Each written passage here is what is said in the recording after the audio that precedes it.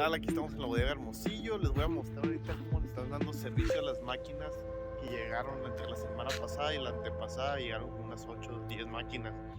Ahí se les voy a mostrar cómo están dando servicio y cómo van quedando.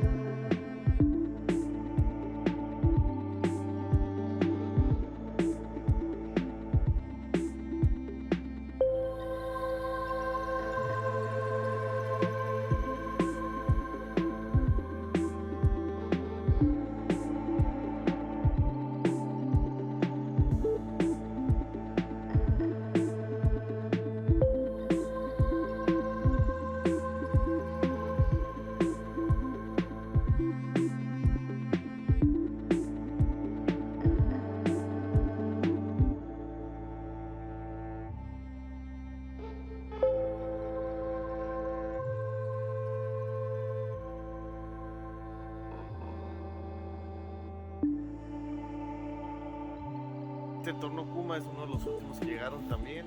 Pues es se los voy a mostrar en un video aparte porque sí fue un cambio total.